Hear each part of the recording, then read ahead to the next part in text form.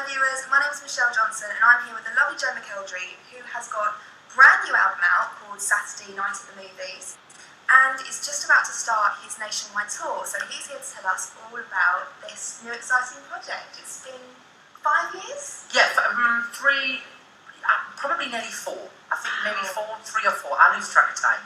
But it's been a while. It's been a while. It's been a while. It has been a while. But I've been on tour the past 2 years doing 2 solo tours. I literally spent like the year before last doing a solo tour right around the whole year.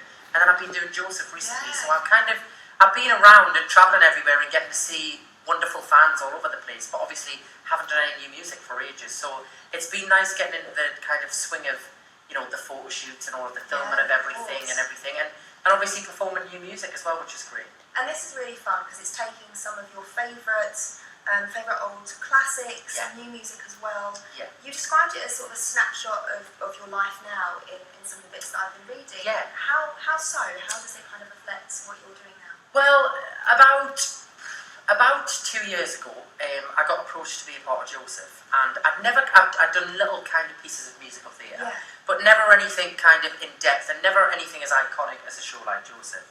And I didn't know if I was going to love it, I didn't know if I was going to hate it. I went on the road starting last January, went and did a 6-month run with it, and I had an absolute blast. Yeah. I absolutely loved it, and the audiences were wonderful, and the feedback that I got from the show was wonderful. You got amazing reviews. Yeah, it was, and I kind of, because I was stepping into a new kind of arena of music and style and completely different style of performance, I kind of expected that I would get a bit of backlash, so I went into it thinking, here we go, brace yourself. Because, you know, I've come from a show like X Factor. You know, we all know that it's an amazing platform, but it does come with a little bit of stigma as well. And I've kind of always battled that and always kind of proved myself throughout the years and tried to, you know, try to just do the best in every job that I've done and every project that I've done. And so with this, I kind of went and thought, let's see what happens. And I loved it. I absolutely loved it. The feedback was amazing. I got asked to do it again this year. And then Bill Kenwright, whose show it is and who produces the show, the version that I'm doing, he was like, I really would love to go in the studio with you and do an album. So we kind of worked together on kind of songs that are in movies and musicals, our favourites, and kind of put them all together. Went in the studio and actually recorded it on my days off between the shows. Oh my gosh. Pretty intense.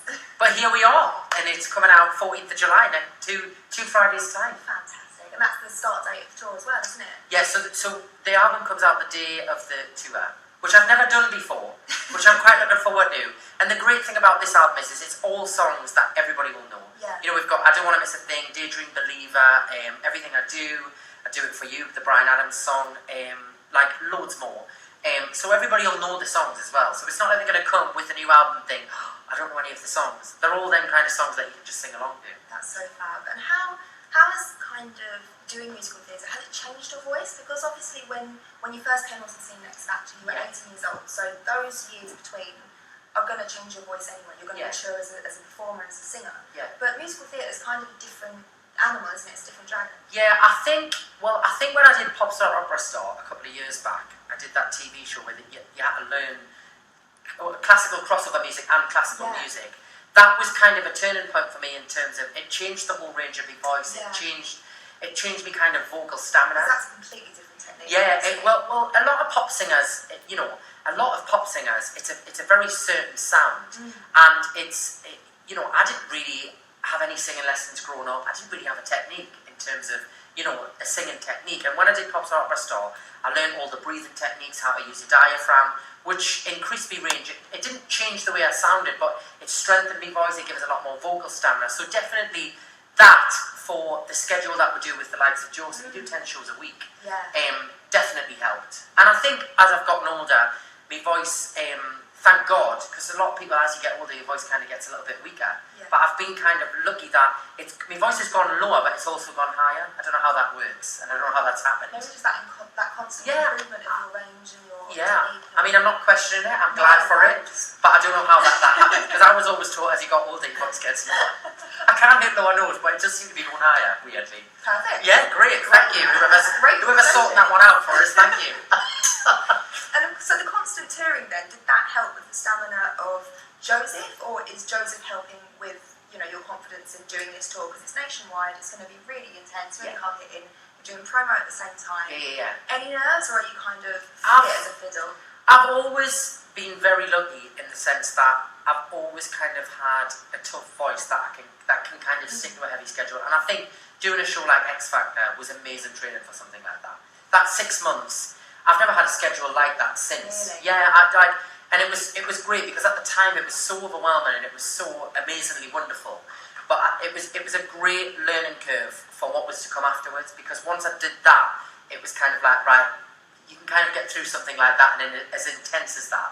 Afterwards, everything's kind of, you're like, well, it wasn't as bad as that. So it's all right, and I'm lucky. I have a team of people that work behind us that literally sort everything out for us, so that I just have to literally go on stage and sing, you know. So I'm very fortunate.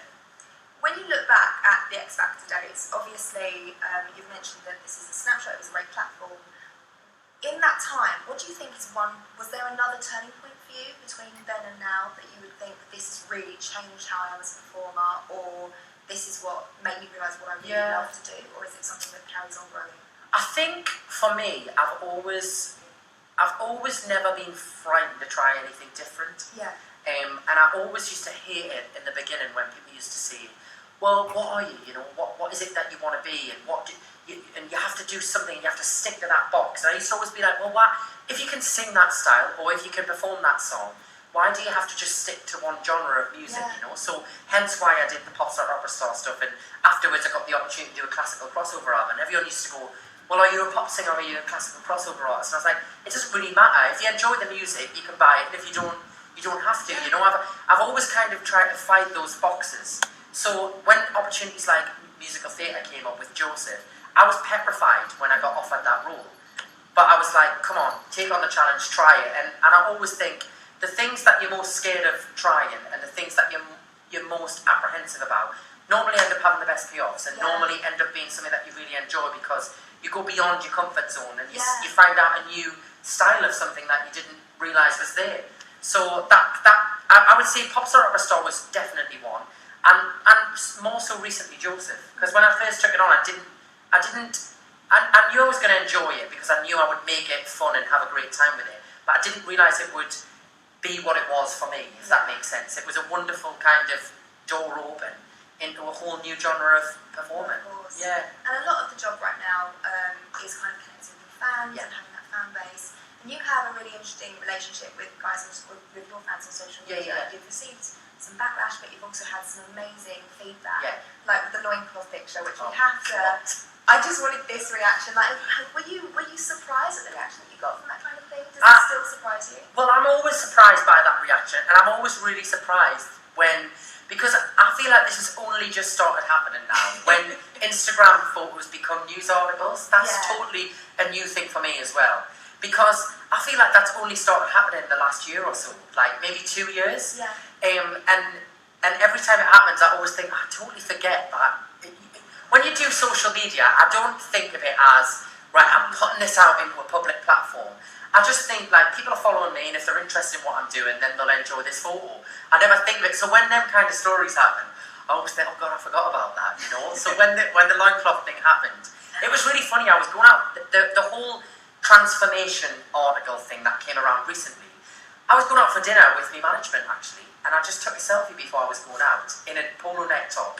And then we're literally sitting out having dinner, and within like 20 minutes there was all these articles, I think one from Hello as well. Probably, saying, hey, he looks incredible with his loincloth and everything.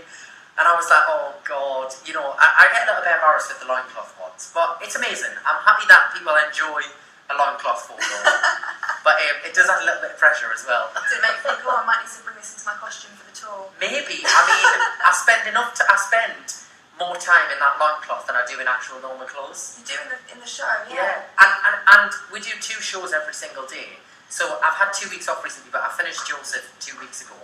And I worked it out, like, I spend nearly like 7 hours a day in that loincloth. Like, if you work it out from the beginning of the show to the end, and then we do twice a day, it's 3 on a Saturday. So I actually spend more time in that. It's become like a pair of pajamas.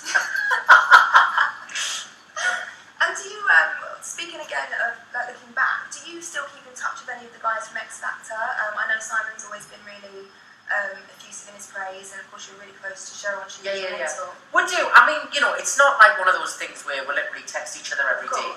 But it, like, I have everybody's numbers and they all have mine, and we speak every now and again, and it's more with those kind of people. It's more you end up bumping into everybody. Yeah. But it's like it's so like everybody knows everybody in this industry, Yeah. and I always see them all at parties and stuff. And I saw Cheryl a couple of years ago, and spent a bit of time with her at a tour and stuff. But she's been busy having a baby at the minute, so she's been busy being a full-time mum. But yeah, we keep in touch loosely. Yeah. And what about your own family? Because they've always been so supportive, and even recently in Single Gloria, you released it on Mother's Day, Yes. and all your performances dedicated to your own mum, Eileen. Yeah.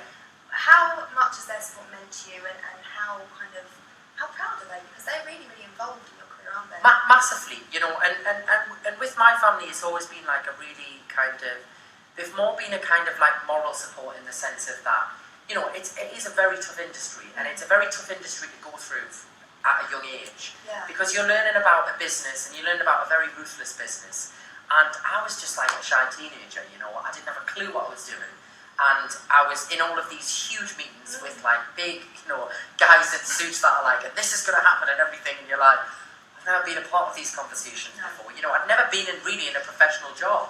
I was a waiter, and then I literally finished that and went to Newcastle College, then applied for X Factor. And before I knew it, I was sitting in all of these meetings. I'd never experienced being in those kind of, environments. So my mum was a huge, huge help with that, and she spent the first 3 years of my career, she came everywhere with us. Oh, wow. Like everywhere, and was literally like just kind of like that person that was like my own little personal Rottweiler. She just kind of was the person that was next to us and was like, nah, that's not happening.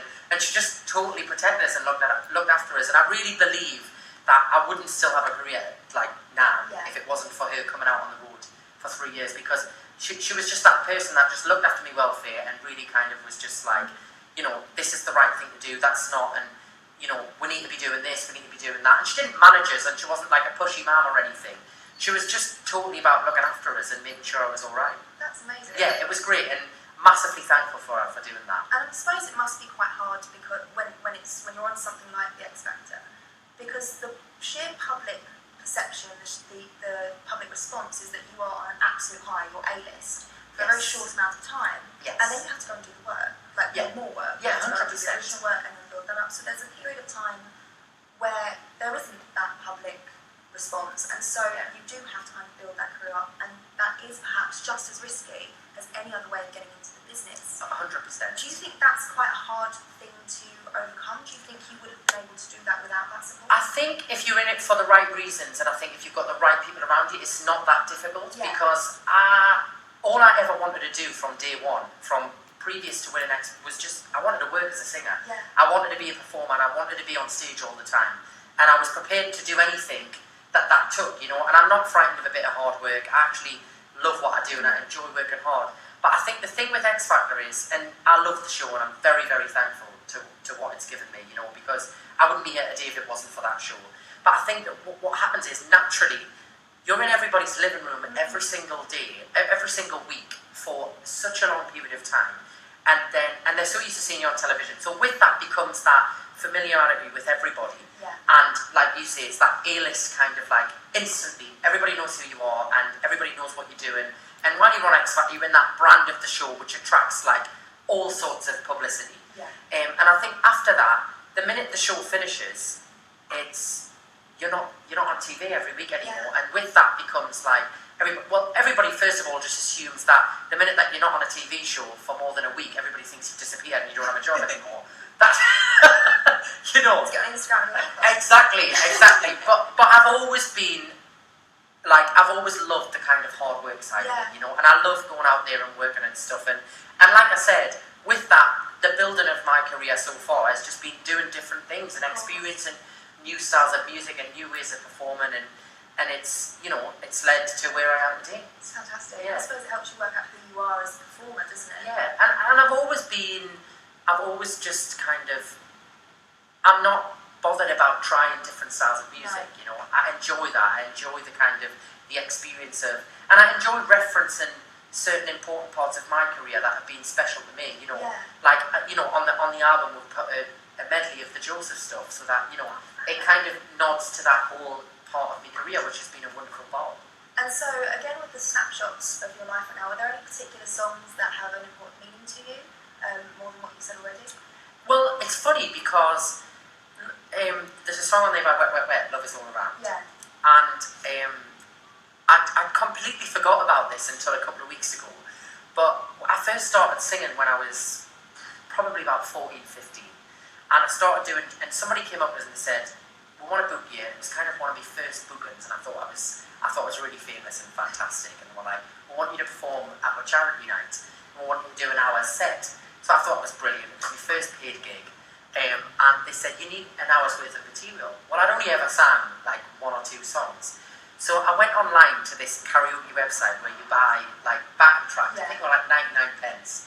And one of the only tracks that I could get that suited my voice and was in my key was Love Is All Around.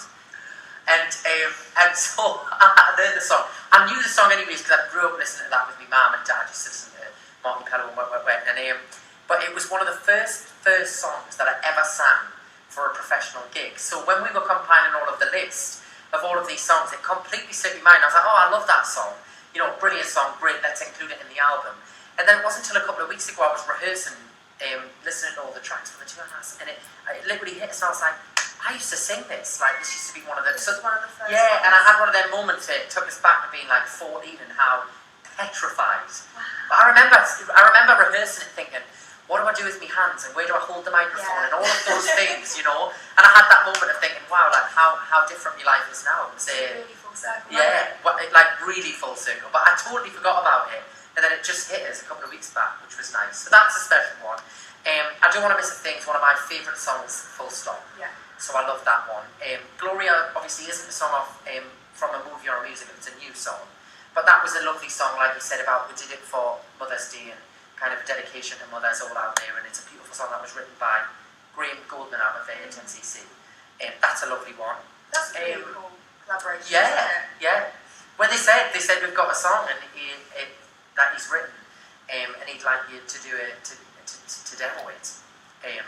And I went to the studio, and it was kind of a different vibe then as well, the whole song itself.